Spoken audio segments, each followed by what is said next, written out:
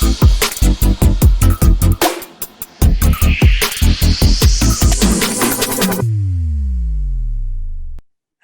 David. Thank you so much for being here. We were saying before we got started, I was just saying how grateful I am to have you here and that I've just been so excited to have you on the show. So thank you so much, first of all. And um, I have to say also, the first time I heard you share your story, I was in the car and I was listening to one of your interviews and I was just crying because it was just so touching. So could you, not that I want the listeners to cry or anything, but could you just share a little bit about how you grew up, where that led you, the biggest challenge that you had, and now where you are today? Yeah, sure. So, I was born in Akron, Ohio, which is a small town in Ohio. And my dad left when I was 5. So I had a single mom, 6 kids, 5 boys and 1 girl. And I was super happy. But the only time I wasn't happy when I was a child was because of financial stress. So you catch your mom crying because the dishwasher broke, or she couldn't afford food, or she was worried how she'd pay for college, or whatever else was Mm-hmm. happening. So in my young mind, money took a substantial role in relation to happiness. And so I equated, wow, since I'm happy, I got this great mom, these unbelievable siblings. My mom was a big educator. So she taught the 2nd grade. She would pack our dinners in a paper bag in a Country Squire station wagon, fill up turnstiles with greeting cards at the 7-Eleven just so we could eat. But we could not do anything until we graduated graduate school. My siblings went to Harvard, Penn, Columbia.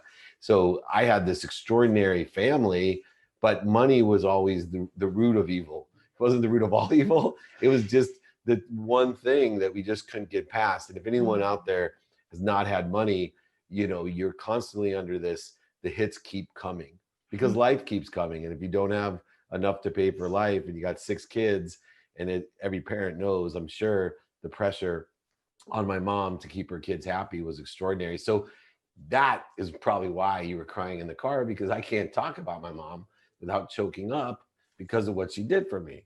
And I lived such a blessed life that I, just would not have but for this extraordinary mom. So I ended up wanting to make money. Now my siblings, they all, the fetus wasn't fully developed till after graduate school. They were all, Harvard, Penn, Columbia, doctor, lawyer. Well, when you only want money, the good news is you keep your options open. So unlike my siblings that were well trained, they wanted to go to Harvard, I was just keeping my options open for where I could make the most money. And I went from wanting to be a professional football player, which ended very quickly, into in college, I got ran over my first play. That was the end of my career. Then I wanted to be a doctor because they made a lot of money. And then my oldest brother gave me, he was a doctor, this great advice to be more interested than interesting, because I was 18 years old. And I see this all the time with not just young people. They're not more interested than interesting. They just say what they want. I want to be a life coach. Okay. Do you know what it takes to be a life coach? Mm-hmm. I wanted to be a doctor. I didn't even know doctors needed to be in hospitals. I wanted to be a sports doctor. I thought I could learn how to do that in training rooms, sidelines. So my brother gave me great advice. I ended up going to law school. My mom's favorite saying was doctor, lawyer, or failure. So that's kind of the path that I took. But when I graduated law school, I kept my options open, and I did get a litigation job, paid 6 figures. I could buy my mom a house and a car, oil and gas. But I also got a sales job for the internet. Now, this is 1992. So I know you were a baby girl back then, but in 1992, the internet was not what it is today. And, it was very risky. My mom, my favorite line ever, my mom, when I asked her, gosh, both jobs, one pays like 150, the other pays 250, one's lawyer. What should I do, mom? And she, without blinking, said, David, you need to be a lawyer. You need to be a real lawyer. This internet is a fad. Don't do it. You're going to lose everything. You studied so hard, and I laugh, I tease her all the time. I'm like, hey, mom, hold on a second. Let me jump on the fad and see what's going on. But I was blessed. I made $1 million 9 months out of law school, bought my mom a house and a car. The interesting thing about that is that it reinforced money does buy happiness and love. And you can see the sign behind me says money doesn't buy happiness, which is the lesson I learned with a nuance, which I'll get to. But for me, money kept on coming and my happiness kept on coming. We sold the first business I was in for $3.4 billion in 1995, went to Silicon Valley, raised hundreds of millions of dollars. By the time I was 30 years old, literally my nickname was Midas. All my friends, everyone defined me by my bank account, including me. I defined me and my happiness by my bank account. And I married my dream girl from the 4th grade. Even that, I used to tease her. I'm like, if I wasn't rich, I wonder why, she dated me all of a sudden, right? And trust me, as you know, she proved that she actually loves me, because not to foreshadow, but I lost everything, and she was the root and the rock behind me to save my life, and to get me back where we were at today. So, but for me, I was, for the first time, I was running the world's first smartphone. I was 30 years old, multimillionaire. I could buy whatever I wanted, married to my dream girl, and I could buy whatever I wanted. And I was happy. I get a birthday present on my 30th birthday, and it's from my dad. Now, my dad had not given me a birthday present in 20 years because when I was 10, my dad forgot my birthday, and it broke my heart. Because my dad he was a deadbeat dad who made a lot of money in the 70s and didn't pay my mom. Meanwhile, I'm in the backseat of that station wagon going, Mom, why can't you be more like Dad? Meanwhile, he's shorting her. But anyway, he forgets my birthday. But the worst thing when he forgot my birthday is he told me that he didn't forget my birthday, that he didn't believe in birthdays. And he celebrated his own birthday, his girlfriend's birthday, my siblings. Like, what do you mean? I realized at 10 years old, my dad was a liar. He was a cheater, a manipulator, overseller, a back-end seller, and I hated my father. So to get a birthday present 20 years later from my dad, a big box came. I opened it up. It's a sport coat. I put it on. It fits perfectly. I start to cry. I cry easy, as you know, Amberly. So I started crying. My I wife love that about you. I mean, what you share, I love that. And tell me about the jacket. I feel like, finally you're like, oh, wow. Even at 20 years later, you're getting a gift from your dad. Yeah. And it feels like you're finally like, oh, I am important. He does love me. He gave me this gift. He remembered. Exactly what I thought. In fact, when it hit me was when I put it on and it fit. I still get choked up because I'm like, wow, he cared enough to know my size, because it fit perfectly. And so I look in the jacket to see, does it say especially made for David Meltzer's 30th birthday or Armani? I was very much into money back then. And I opened the jacket. He tore out all the pockets in the lining of the jacket. I was crushed. I was immediately angered. I called him up. My wife's looking at me and said, calm down. I said, no. I'm like, Dad, I got your jacket. Oh, thank goodness. Why are you punishing me? I'm not punishing you. What are you talking about? Why would you send me a jacket I can't wear? Whoa, whoa, whoa, whoa, whoa, whoa. It's not for wearing, David. This jacket is to hang in the closet to remind you that money doesn't buy happiness, that you can't take anything with you when you're gone.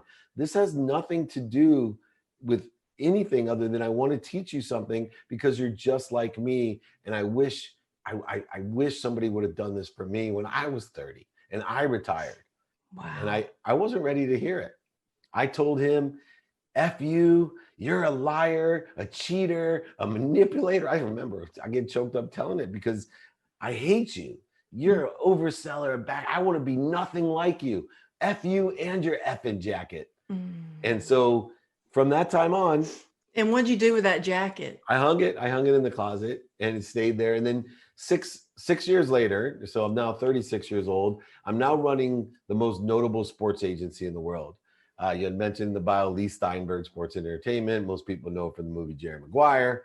I was multimillionaire, living the dream job. I had access to every celebrity, athlete, entertainer, every event from the Super Bowl, Pro Bowl, Masters, Kentucky Derby, Breeders' Cup, ESPYs, Emmys, Oscars. It didn't matter.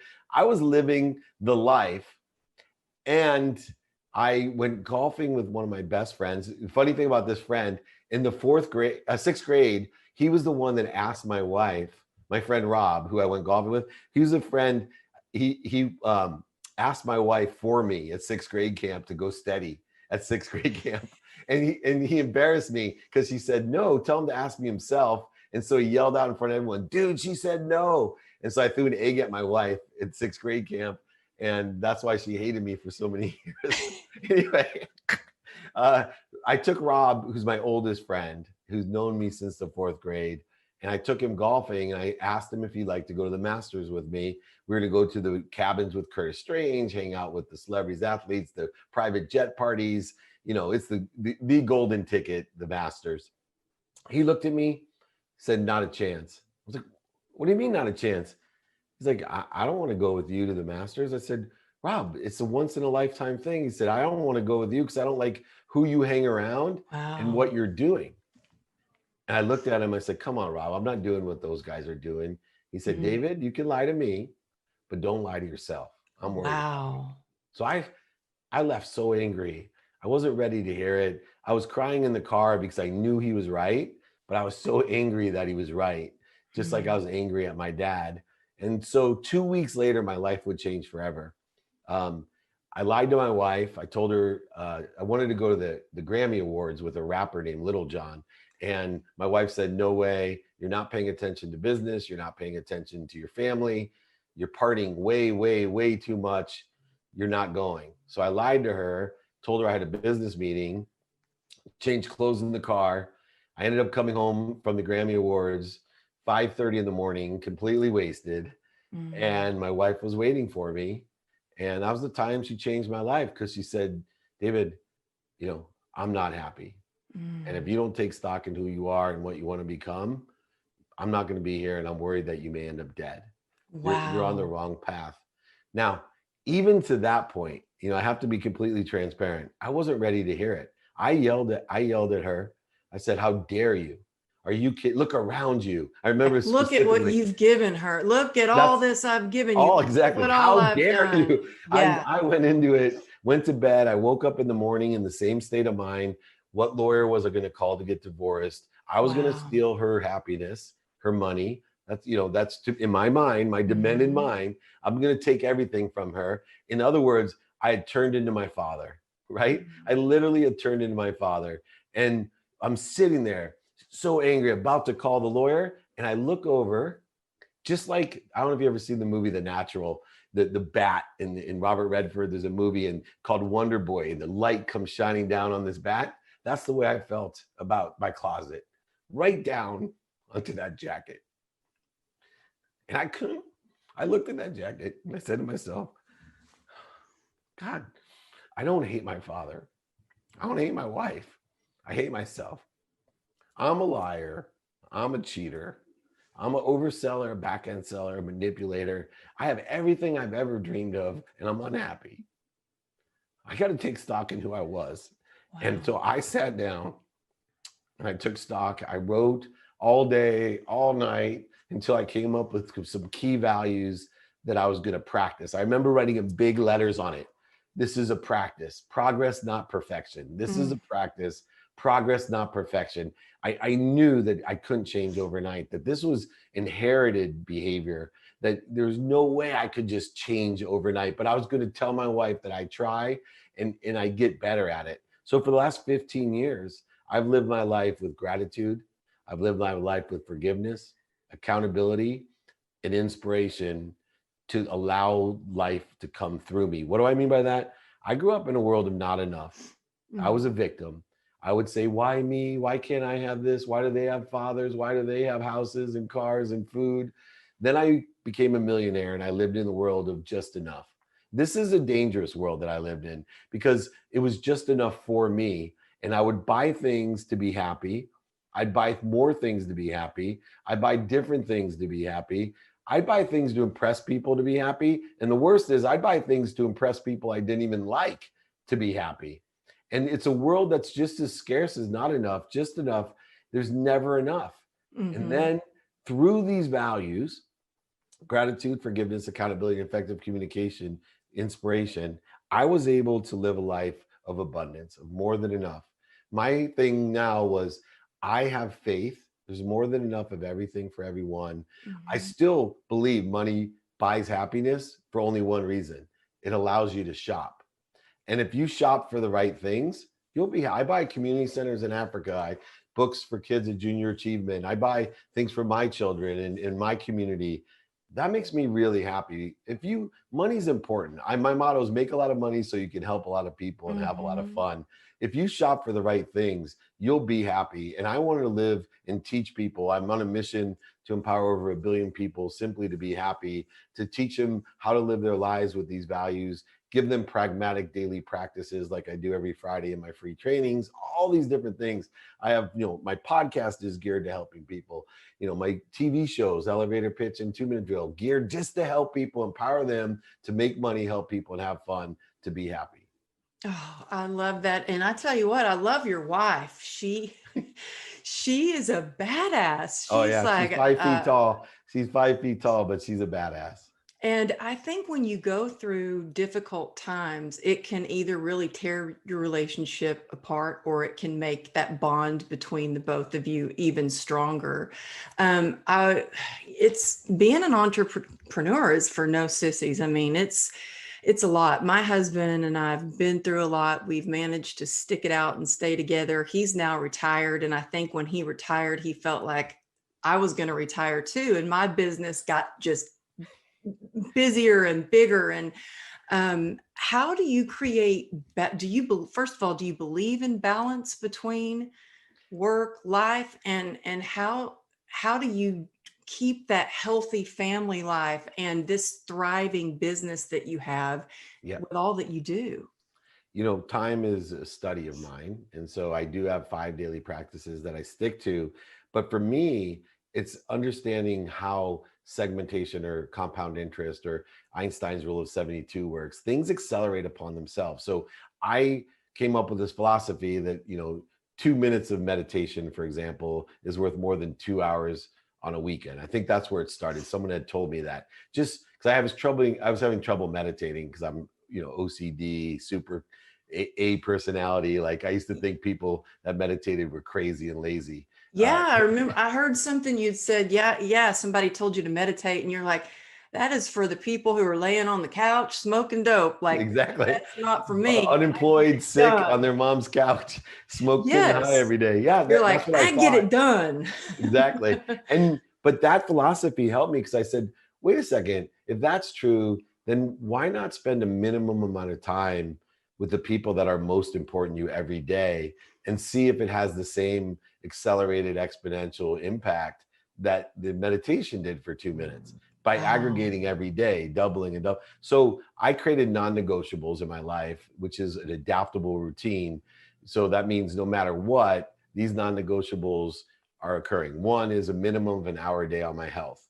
The number Mhm. one piece of advice anyone can give anyone, to my opinion, is find something that you love to do health wise that you can do the rest of your life and do it a minimum of 1 hour a day. Mhm. Nothing else is going to matter if your quality of health goes down. In 1 hour a day, focusing in on your health, stretching, balance, cardio, weights, whatever your gig is, find something you love to do for the rest of your life and don't miss a day. Don't zero yourself out. I spend 30 minutes with my wife. I know, we absolutely bonded through this process, but the real bond was that I learned to love myself. And Mm. once I learned to love myself, my wife, who adored me, could really feel connected, right? Because people that don't love themselves, you can love them all you want. They're not going to receive it in the same way. Mhm. They won't feel But that how connection. did you learn to love yourself? Because I mean, there was a time in my life I really hated myself, Yeah. especially when I was drinking every day to try to numb out pain. I've been, And yeah, it was like, you've got a choice. You can keep going down that road, or you can really look in and heal and start to love yourself a little more. But how did you learn to love yourself a little more? for me, I took inventory of my values every day. So I started taking inventory of the what, not the why. I Mm. started saying, what is it I want? Right? Because if I decided every morning, this is what I want today, these are my personal values today, right? My family, my health, my studying. This is my experiential values. This is what I want to do today. I want to get Mhm. done. This is what I want to do. These are my giving values. This is how much value I want to provide to others.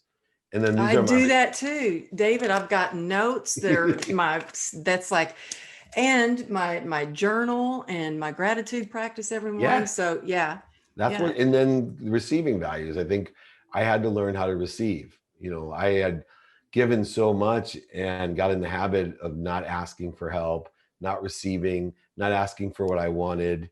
And I started realizing I need to ask bigger and better, and I need to ask more often. And so what happened was, by taking those inventory of my values and knowing my what, I was able to start getting away and say to myself, oh, are drugs and alcohol going to get you that what? Right? Mhm. No, enjoying the consistent every day, persistent without quit pursuit of that what is what made me happy and made me love myself. And once again, I study Einstein, I study math. That rule of 72 in compound interest, when I was a math and finance person, I did fairly well in I've the heard you business. rattle off numbers before, Yeah, and I'm like, oh my God, his brain is so fast. You can just get those that numbers. I'm it's amazed crazy, by that. but I applied it to life. I said, wait a second, if I do one push-up a day, right? And I started coming with all these systems to start doing things that work in, housing and stocks and other areas of investment. And I started applying it to, wow, the rule of 72 means the better I get at something within 72 segments, it'll double. So, 1% better will get me there in 72 segments, 2% better will 36 segments, 3% better, 18%, right? 18 segments. And I can keep accelerating. I started picking the most important things and doing them every day. I call my mom still today. My relationship with my mom, I'm 52 years old, has never been better. Mm, And it's only for one reason. I spend way less time with my mom than ever, than mm, ever. Why? Because I spend a minimum of a minute a day with my mom, phone, FaceTime, whatever, to tell her four things. And these are the four key things in any intimate relationship. And I suggest you tell your husband this every single day, because I tell my wife and my mom and my kids four things. I let them know I'm happy, mhm. especially my mom, right? Because you tell a mom you're happy, you've just said, like, I graduated Harvard, summa cum laude. All your hard work is done, right? You've done your job. Your son is Mhm. happy. I'm healthy, right? I tell her I'm healthy, takes away all her biggest and greatest fears that your child is not healthy. And then Mhm. three, that I love her unconditionally. And then four, I appreciate her, meaning she adds value to my life. And I Mhm. and I those four things, I take a minimum of a minute every day to reassure, recollect, remember, and let her know specifically those four things. And because she's so comfortable with our shared life, she feels our relationships better. There's no me trying to prove I love her or her needing me to prove I love her. And that works within the context of all of our intimate relationships. Well, I've heard you share that before, and I have applied it to my relationship with my dad. And I noticed it did change the dynamic of the conversation right away. And so I want to thank you for that. It works. I've applied it. I listened, I took it in, and I because my dad, God bless him, but he can tend to be a little the glass is always half empty.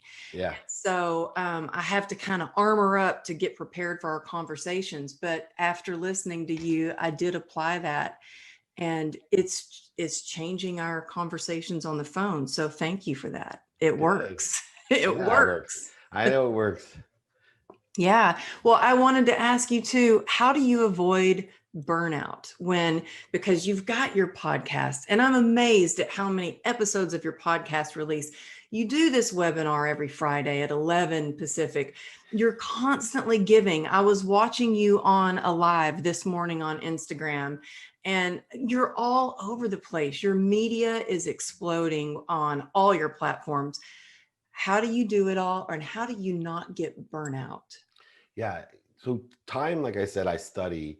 One of the other nuances is that just as you can have 2 minutes with your mom, you need a vacation every day. So rest and recovery, number one, is essential in my adaptable and routine, my normal routine. What does that mean? My tomorrow starts today. This is a great lesson for everyone. You have been given a gift. It's called sleep. Sleep is the ultimate in Mhm. recovery and regeneration, but it's also the only time that our ego is quiet. When Mm. you're sleeping, your ego is quiet. That means there's no interference, no void, shortages, or obstacles created by yourself between you and an unbelievable source of light, love, and lessons, an unbelievable source of power. So, what happens is most people don't programmatically create a habit, especially with sleep. So, for Mhm. me, I start my tomorrow today at 9 p.m. I believe that sleep is like working out. You need to warm up to it. But what it's called when you warm up for sleep is called unwinding. And Mhm. so we need to get into habits of not having stressful conversations, watching disturbing content, or listening or reading disturbing content, not doing hardcore focus exercises where we sleep, having the right temperature, the right bed type, the right lighting, all of these different things. Why?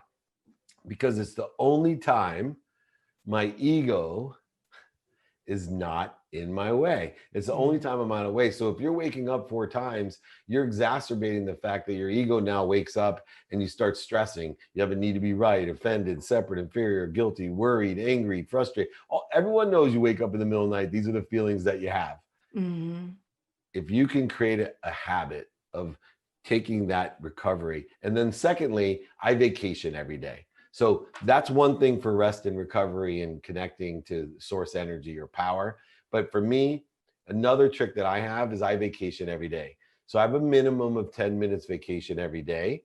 I love that. And so literally it's in my calendar. So I'm here at the studio today for the interview. I have scheduled after this, right? Because my adrenaline goes in these interviews. So I have scheduled a 10-minute vacation walk. So I'm Mm. going by myself and I'm going to walk as if I'm on vacation and I woke up before everybody else did at the resort. And I'm just going to walk for 10 minutes and enjoy I live in Southern California. It's 72 and sunny. And I'm going to pick out everything I appreciate, how lucky I am, how blessed I am every day, minimum 10 minutes a day. On the weekend, my wife, I gave her for her 50th birthday a 55 Ford Thunderbird teal. And I took that out for an hour on a vacation drive with my wife. I said, come on, Wow. we're going on vacation. She said, what? Because she was, reading on the couch. It's COVID things. I said, no, it's 72 and sunny. We're going to go drive PCH. We're going to drive the ocean. We're on vacation for an hour. We're going to leave all the kids here. You and I are going on vacation. She's like, really? Do I need to pack a bag? Like, if you want, but I'm only going an hour. But every day, if you do that, it's as important as the recovery of sleep. Yeah, I think that's so important. That was really a hard lesson for me to learn because, growing up an athlete and a dancer, it was always like, oh no, resting meant quitting, resting meant you're Yeah. weak, resting. And I had to really switch that up and switch my thinking of resting isn't, a luxury, it's a necessity. And, I have a daughter who's 12 and one that's in college, one that's 12, and she gets me out. Our little vacation, I'm going to start calling it now. We do scooter rides and scavenger hunts outside, and it really does energize you. I think, oh, I'm taking a break. I really need to get all this done. But if I just go outside for a little bit, get a little vitamin D, because I'm in Southern California too, it makes all the difference. And then I want you to get to your walk. So I just have one more question for you. You have a favorite day of the year. Can you tell us what that is and why?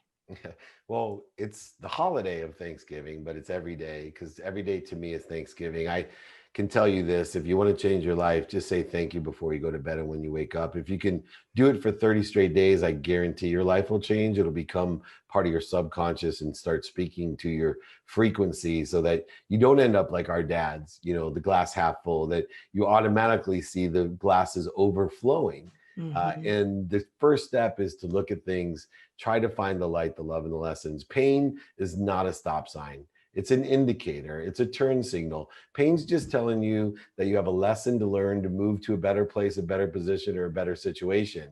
It's a turn signal taking you to somewhere better. And suffering is a process of finding the light, the love, and the lessons in the pain. That's all you need to do. So pain and suffering can be utilized in order to effectuate gratitude Gratitude will give you the best gift ever, which is called the perception of happiness. Mm-hmm. Gratitude and happiness, by the way, which is, my mission in life is to empower over 1 billion people to be happy, 1,000 people like Amberly who will empower 1,000 to empower 1,000. But happiness is easily spread, right? It's the greatest virus of all time. All you got to do is witness happiness and you get happy. It Mm-hmm. strengthens you mentally, physically, emotionally, spiritually, financially. Happiness will do all that. It'll actually strengthen your immune system. It'll protect you against any diseases. So I'm on a mission to teach people to be happy, to make more money, help more people, and have fun with their lives. And I certainly appreciate the opportunity to be here. Appreciate everyone joining me anytime. I'm sure it'll be in the show notes. So reach out to me. I personally answer everything. Thank you so much, Amberly. Thank you. And yes, please tell everybody where they can find you. And that all, if you're listening to this while you're working out or on a drive, don't worry. All the links are in the show notes. You can join his webinar. I'm actually on your text messages too. So I get your text messages. I suggest everybody does that and check them out on Instagram. But yes, please tell us where they can find you. So Instagram's at David Meltzer. My text community is 949-298-2905. My email address is the best way to reach me if you need anything. Mentoring, books, exercises, guides, register for training. Just email me directly. It's all free. I actually pay for shipping, so I'm not going to say it's a free book and charge you. I'll sign it. I'll send it to you. David@dmeltzer.com. David@dmeltzer.com. My website's dmeltzer.com. Thank you so much for allowing me to be here. Oh, thank you so much. It was such an honor. Thank you. Thank you. Thank you.